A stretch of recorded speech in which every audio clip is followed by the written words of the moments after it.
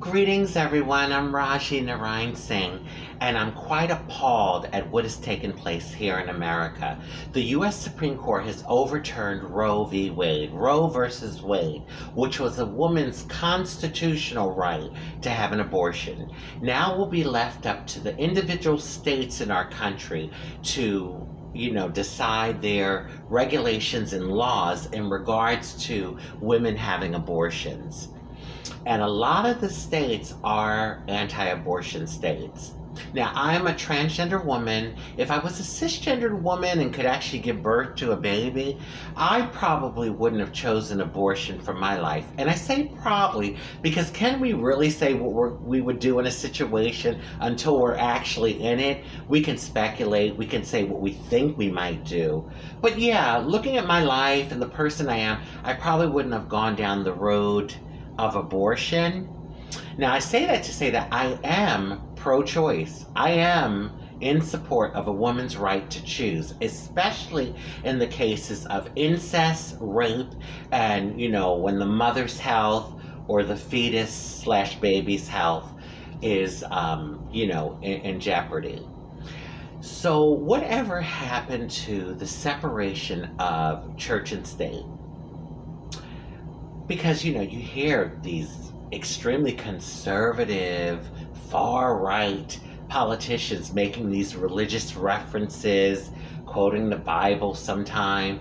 I mean, whatever happened to that? Or, wait a minute, has it ever really existed? Because think about it, can a person really separate their religious and moral beliefs with the way they maneuver politically? And the decisions they make in regards to legislation, to laws. Can someone really do that? Well, I guess that's a whole other video. So thanks to our wonderful President Trump, and yes, I say that extremely sarcastically, he appointed during his term 3 extremely conservative judges to the Supreme Court, which has now given us a Supreme Court that is leaning to the very conservative right. Wouldn't it be nice to have a Supreme Court that truly represented America? I mean, we'd have our liberal judges, our moderate judges, our conservative judges, maybe some LGBTQ representation, maybe some more judges of color. The Supreme Court would probably have to be a little bigger. But what I'm trying to say is that, to me, would be a true reflection of the people that represent America, that represent our country. So the reality is, because I could dream, right? But the reality is, we have an extremely conservative court, and that is why Roe v. Wade was overturned. I'd like to direct this message to the extremely conservative judges on the court. The actions that you took last week, I feel were very contradictory. In layman terms, it's like you're speaking out both sides of your mouth. Hypocritical is another word that comes to mind. Because earlier in the week, you shot down, no pun intended, a gun law in New York which required citizens to have a valid reason to go out in public with a concealed weapon. You shot that down. And then later in the week, of course, you overturned Roe v. Wade. There's something wrong with this picture. I mean, to me, it just looks very contradictory.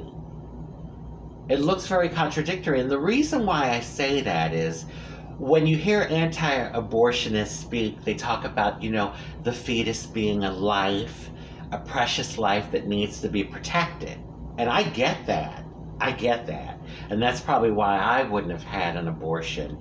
But what about the precious lives of those children in Texas who used to be fetuses, but were actually born into life, and they were living, breathing human beings sitting in their classroom a few weeks ago, and they were slaughtered? What about those lives? And that's what I mean about the hypocrisy and, the things that are happening here in America that really need to be questioned. Now, don't get me wrong, I am proud to be an American. I traveled a little, and I know there's places in the world where the citizens don't have it as good as we Americans do. I mean, in many ways, we have it good, because that's all relative. But we certainly do have our issues, and the things that are happening currently in the country are, quite concerning to me. So, to the anti-abortionists, I get your passion. I just hope that you're just as passionate to the quality of a child's life. That you're just as in support for programs that will help women and their children, that will help families. I hope you're just as passionate, because do you know how much daycare costs for one child? It's ridiculous. And don't get me started on the federal minimum wage of $7 and some change in the economy that we're living in. How is anyone supposed to live? Let alone middle class and, lower class families that are trying to raise children. There's just something wrong with this picture. Very, very wrong with this picture. So, to Justice Clarence Thomas, this is directed specifically to you. Oh, well, there's a phrase in the Black community. I'm not going to say the phrase, I'm just going to say the first word. Uncle.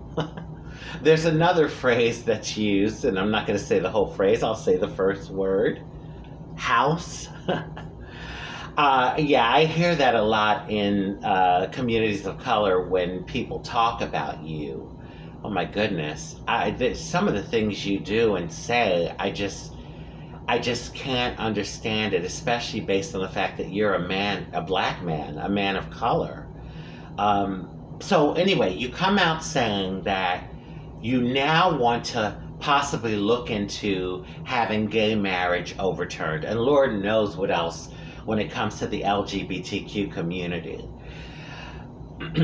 I'd like to have a conversation with you about Loving versus Virginia, because at one time in this country, it was against the law for interracial marriage to happen.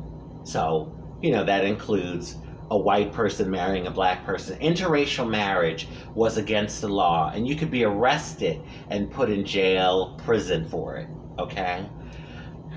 I'd like to see if you're into, overturning laws, if you'd be interested in having that one overturned. And listen, I'm multiracial.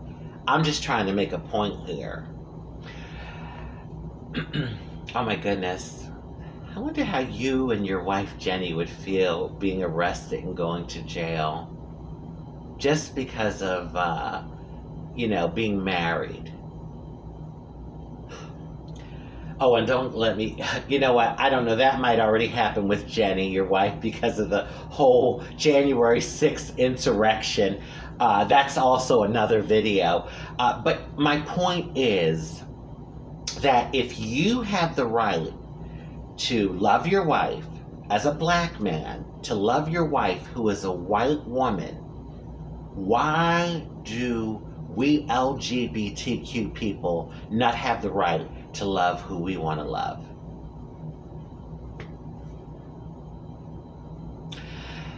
I don't know what's going to happen here in America based on what's taking place. I guess, we'll have to see how that all goes, but to my LGBTQ plus Americans, I think we have to be quite vigilant in regards to keeping up the fight for our equity and equality, for our civil rights.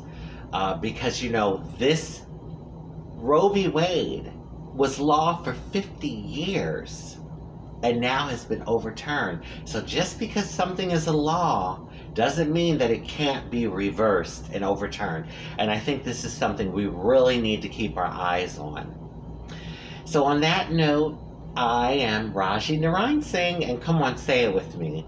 Transgender activist, author, spiritualist, actress, show host, and reality TV personality. I want to wish everyone love, happiness, peace, good health, prosperity, and many wonderful blessings. Oh, yeah, and equality and equity for everyone. I don't know if it's possible, but yeah, that would be nice. Bye.